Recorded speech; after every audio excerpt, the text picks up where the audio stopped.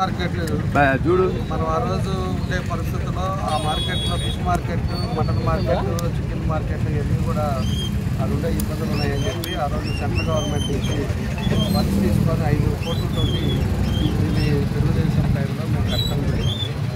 ఆ రోజు ఓపెన్ కూడా చేసాం, అన్ని ఫెసిలిటీస్ ఇచ్చాం, వాటర్ కానీ ఎట్లా చేయాలనేది. ఈరోజు ఆ రోజు ఉండే పరిస్థితుల్లో మా ఉద్దేశం ఒకటే, ఎవరైతే ఫిషర్మ్యాన్స్ ఉంటారో లేకపోతే అమ్ముకునే వాళ్ళు ఉంటారో వాళ్ళందరూ కూడా అంటే మెయింటెనెన్స్ వరకు ఎంత అవుతుందో ఆ మెయింటెనెన్స్ వరకు ఆ రోజు షాపులకు కూడా రెంటలు ఆ రోజు పెట్టాము. ఈరోజు ఏమైపోయిందంటే వ్యాపారాలు చేసాం, వాళ్ళు ఒక్కొక్కరు బాధపడుతున్నారు. వాళ్ళు సంపాదించేది నెలకి 4-5 వేలు అయితే దానికి రెంట్ కట్టడానికి 5,000 4 వెనక్కి పెట్టి 5,000 కలెక్ట్ చేస్తున్నారు. ఎవరు ఎందుకు కలెక్ట్ చేస్తారో మాకు అర్థం కావట్లేదు. కార్పొరేషన్ వాళ్ళు ఏదైనా కూడా మన ఆలోచన ఏంటి అంటే, ఏదైతే ఫిషర్మ్యాన్స్ వీళ్ళంతా చేపలు పట్టుకొని చేపలు తీసుకొచ్చి ఇక్కడ అమ్ముకోవడానికి వాళ్ళ కోసం అని చెప్పి కట్టించింది వాళ్ళకి ఫ్రీ ఆఫ్ ఇవ్వాలని. ఇప్పుడు ఏదైతే అంబేద్కర్ భవన్ ఉందో అంబేద్కర్కి 4 కోట్లు పెట్టి మనం కట్టించాము అంటే వాళ్ళ ఎవరైతే ఎస్సీస్ మ్యారేజ్ చేసుకుంటారో వాళ్ళకి ఫ్రీ ఆఫ్ కాస్ట్ ఏదో మెయింటెనెన్స్ ఏసీ కానీ లేకపోతే కరెంటు బిల్లు కానీ కట్టుకోవడానికి కానీ ప్రతి ఒక్కటి వ్యాపారాన్ని ప్రతి ఒక్కటి సామాన్యుల భారం వేసేసి ప్రభుత్వం వచ్చిన తర్వాత దోచుకోవడానికి చెప్తే చెత్త పన్ను కూడా వేసే ఈ రకంగా ఎక్కడా లేని ప్రపంచంలో లేని పనులన్నీ కూడా ఈరోజు ఇది కూడా జరుగుతూ ఉంది. దానికి నేను ఒకటే వీళ్ళందరూ కూడా హామీ ఇస్తున్నాను, తప్పకుండా రేపు తెలుగుదేశం పార్టీ వచ్చిన తర్వాత మేము ఆ రోజు 700 రూపాయలు 750 రూపాయలు షాపుకి ఆ రోజు మేము తీసుకుంటా ఉన్నాం. ఎందుకంటే అది మెయింటెనెన్స్, ఎందుకంటే క్లీనింగ్ కానీ రేపు కార్పొరేషన్లో వచ్చి క్లీన్ చేసేటప్పుడు ఎత్తుకొని పోయేటప్పుడు లేకపోతే ఏదైనా వాటర్ కానీ వీటి కోసం తీసుకున్నామంటే అవి కూడా యాక్చువల్గా ఫ్రీ ఆఫ్ కాస్ట్ చేయాల్సింది. కాబట్టి వ్యాపారస్తులకి ఒక పద్ధతిగా చేయాల్సిన అవసరాలు ఉంటాయి. అదేవిధంగా బయట తీసుకొని వచ్చే అమ్ముకునే వరకు రకంగా ఉంటుంది. ఇవన్నీ కూడా ఇదివరకు మేము ఎలా చేసామో దాని పద్ధతిలో చేస్తామని కూడా చెప్తున్నాం.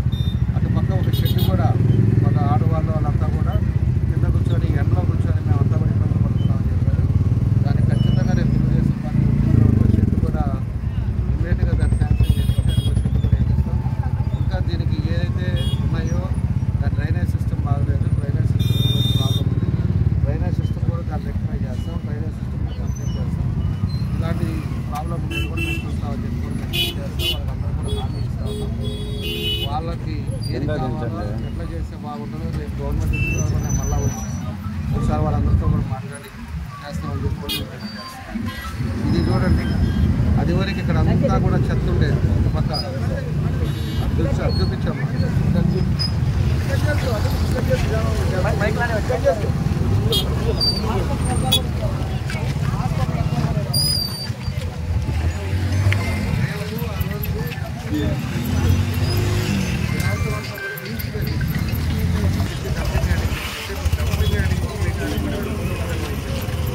హాస్పిటల్ వేస్టేజ్ చాలా ఇబ్బందులు పడి డబ్బులు వస్తున్నాయి అంటేనే దీన్ని అంతా కూడా మొత్తం కూడా మనం డంపింగ్ యార్డ్ ఆలోచన మళ్ళీ కూడా అదే పని ఈరోజు చేస్తాం.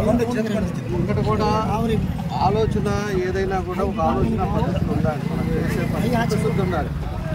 కార్పొరేషన్ వాళ్ళు ఏం చేస్తారో నాకు అర్థం కావట్లేదు. కార్పొరేషన్ వాళ్ళకన్నా కొంతమన్నా కూడా ఆలోచన ఉండాలి.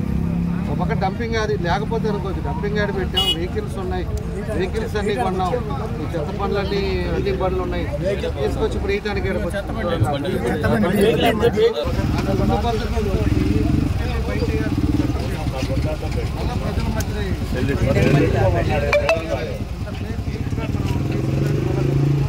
ప్రజలు ఏది మంచి ఏది చెడు ప్రజలు కూడా ఆలోచించుకోవాలి.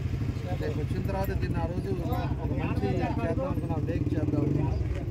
రేపు వచ్చిన తర్వాత ఏం చేయాలని కూడా అందులో మనం ఆలోచిస్తాం. ప్రజలు కూడా ఆలోచించేది మనం ఒకసారి గమనిద్దాము, వాళ్ళు చూద్దాం, వాళ్ళ పరిస్థితులు ఎలా ఉన్నాయో చూసుకుందామని చెప్పి ఈరోజు వచ్చాం.